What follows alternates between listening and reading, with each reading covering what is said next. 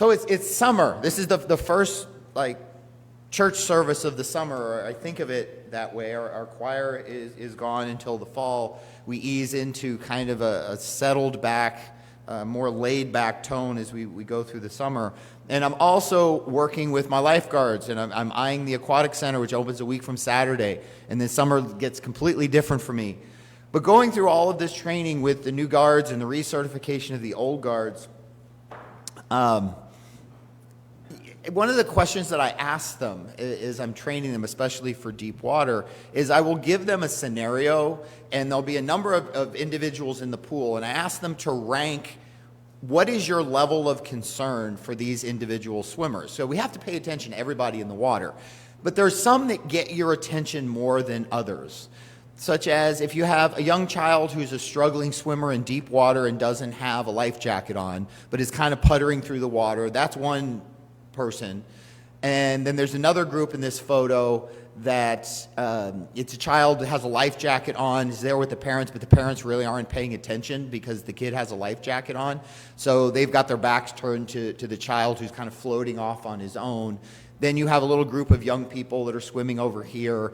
You have a really good swimmer in the far lane by himself doing laps up and down. And I say just rank them, scale 1 to 5. 1 meaning you're not worried about the person at all, and a 5 is this somebody that you're really concerned and you're constantly going back and checking on. And we go through this list, and almost always the one swimmer who's the really good swimmer, that's kind of off in the far lanes, gets ranked like at a 1 or a 2. And I often come back to my guards and I say, why did you rank that person as like not being concerned for you at all? And they'll have to say, well, I know, he's a Truman swimmer. He's on the swim team. He knows how to swim, and it's only 4 feet of water that he's in. He could just stand up if he got into problems. So I don't think I need to worry about him nearly as much. And I always come back and I say, yeah, but that swimmer is all alone. There's no eyes on him except for yours. And this becomes this mantra where I say, even the best swimmers can drown. And I say it over and over. Just because you know somebody is a good swimmer doesn't mean as a lifeguard you don't pay attention to them thinking they can handle it on their own. Even good swimmers can drown. And Allie brought this to my attention a week or two ago, and she goes, Dad, that there's a sermon title in there somewhere. And I said, right, even strong swimmers can drown. Makes a lot of sense. And the story that I tell my lifeguards is there was a young man, his name was Christopher. And this was in 2017, and he was at a swimming facility, and he was swimming laps, and he was on the university swim team. And he was doing his laps, and he ended up drowning. He was on the bottom of the pool for almost 5 minutes before the lifeguards realized something was wrong, jumped in and pulled him out and tried to resuscitate him and couldn't. It's a tragic story. But I tell this to my lifeguards because the 3 of the lifeguards that were on duty that day were actually charged with negligence and not doing their job. And when it went through the court system, and they were acquitted, but it went through the court system, and basically their response was exactly what I was saying a minute ago, that he was a good swimmer, and he tended to do this thing called hypoxic training. And in swimming, I don't allow my coaches to ever use it, and I believe it's banned even in USA Swimming rules, where you basically kind of hyperventilate yourself a little bit, and then you swim, and you exhale as you are swimming, and you see how far you can go before you have to take a breath. And the problem with that, if you know anything about how drowning works, or suffocating, that when you hold your breath, what builds up in your system is CO2. And it's the CO2 that triggers your brain to tell you, hey, I'm suffocating. It's that claustrophobic feeling, that uncomfortable feeling when you're running out of breath. That's because CO2 is building up in your system, and it's telling your brain to take a breath. But if you can get rid of that CO2, it really blunts that reaction. So if you want to hold your breath longer, if you ever get in like a breath holding contest against little kids, the trick is slowly exhale. Don't just hold your breath. And as you're exhaling, the CO2 comes out, and so does that feeling of claustrophobia going away. The problem, what happened with Chris here swimming, he was doing that as he was swimming, and the brain never kicked in, hey, you're running out of oxygen, and he ended up blacking out, and it's called a hypoxic blackout. The problem is you're underwater when this happens.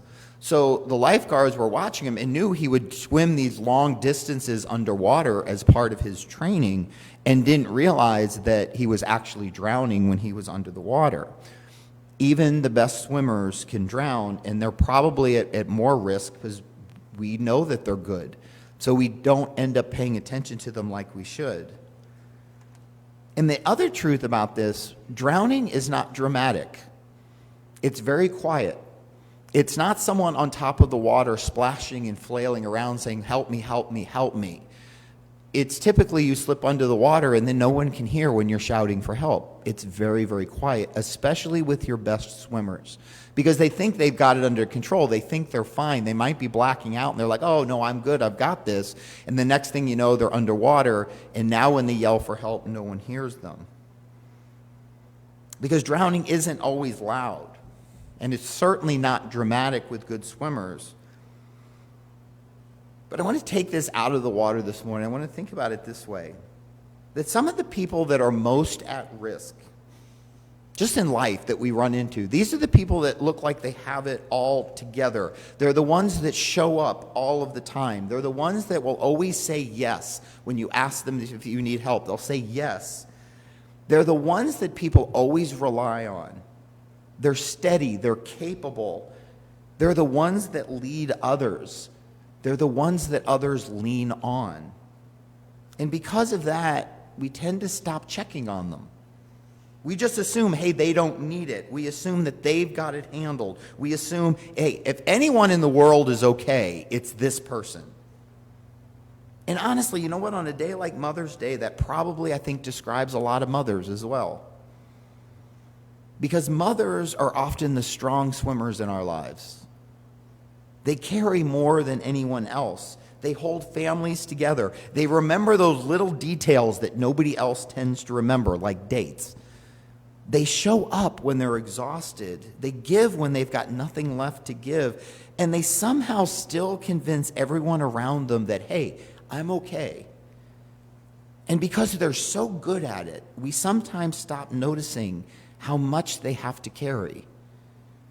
See, we celebrate mothers today, and we absolutely should, but maybe one of the best ways that we can honor them is not simply by thanking them or giving them some overpriced, card, but it's by remembering the fact that mothers may be superhuman, but they're still human. They get tired, they get overwhelmed, they need support, they need grace.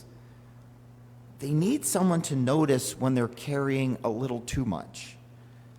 Because, see, strength, it has this dark side to it. The stronger that you look, the less likely people are to ask you if you're struggling. And here's the point that I think we don't talk about often enough, that drowning in life, much like drowning in the water, is not often overly dramatic. It's not somebody flailing. It's not somebody falling apart. Sometimes it looks like just getting up and going to work every day. Still answering your text with, hey, I'm good. Still showing up, still producing, you're still performing. But inside, you're exhausted. You're empty. You're just running on fumes. It's the person who's always helping others but never asks for help themselves. The one who carries everything but never is willing to put anything down. It's the one everyone depends on but nobody checks on. They don't make waves. They don't struggle. They don't flounder. They don't scream out. So nobody notices that they're slowly slipping under the water. And as I tell my lifeguards, here's where it gets dangerous. When someone looks strong, we treat them differently. We just give them more to carry. We lean on them more. We expect more from them. And slowly, without realizing it, we take for granted that they'll just always stay afloat. But nobody is built to carry everything forever, not even the strongest swimmers. And I think that's the part that really resonates when we hear Jesus' words here in John 14. Jesus is speaking to his disciples, and at a moment, They're feeling fear and they're feeling uncertain, and they're not sure where all of this is going to end. Everything in their world is slowly changing, and the disciples, they're anxious, they're confused, and they're probably trying very hard to look stronger than they actually are. And Jesus says this, I will not leave you orphaned. Man, what a powerful thing to say at that moment. I will not leave you orphaned. Because Jesus knows that sometimes we often forget. People can be surrounded by others and yet still feel completely alone. You can be surrounded by others. You can be in a group. You could be at a party and still feel isolated and alone.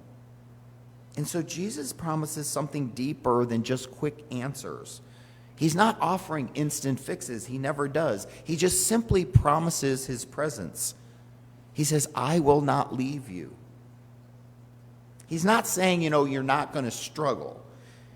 He's not saying, at times in your life, you're not going to feel overwhelmed. Oh, no, you are. He's not saying that strong people shouldn't need help. Instead, he simply says, I will be with you.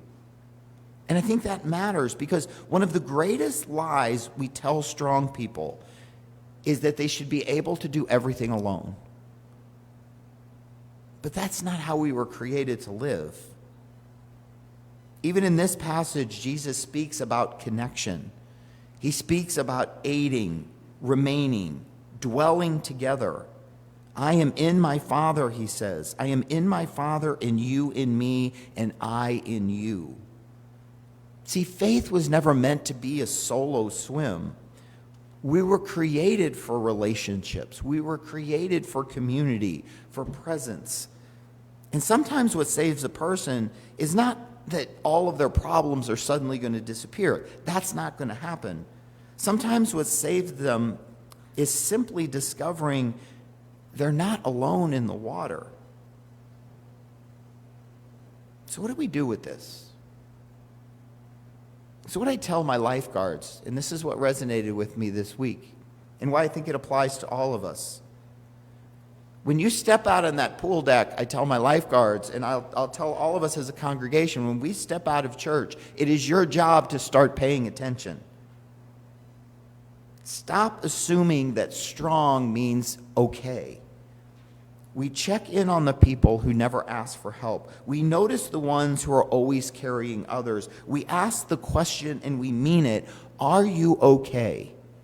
And when someone says, yeah, hey, I'm good, stop and ask them again and see what response you get. No, I'm serious. I'm asking you, are you okay?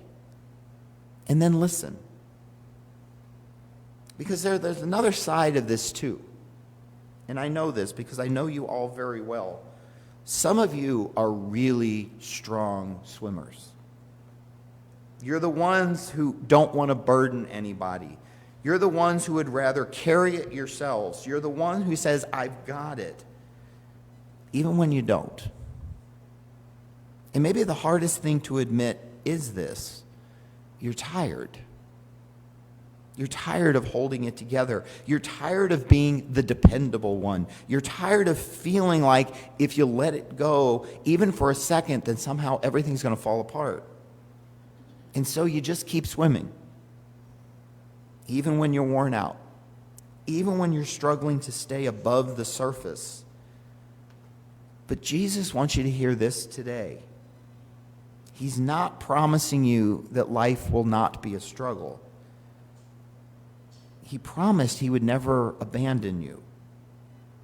He says, I will not leave you orphaned. Those words are not just for the disciples, they're for us. They're for us, for the exhausted, for the overwhelmed, for the people who everyone else assumes is fine. So here's the invitation, and it's going to go both ways. If you're someone who tends to watch from the sidelines, look again. Pay attention to the strong ones. They might need you more than you think. And if you're the one in the water, you don't have to prove anything. You don't have to keep pretending you're fine. Even the strongest swimmers need help. Even the strongest swimmers need to take a rest. Because at the end of the day, this isn't about weakness. It's about being human. And if we can learn to see each other just a little more clearly, not just who looks like they're struggling, but who might be quietly slipping beneath the surface, then maybe, just maybe, we become the kind of people who reflect that very same promise of Christ, that no one will ever be left alone. Happy Mother's Day. Amen.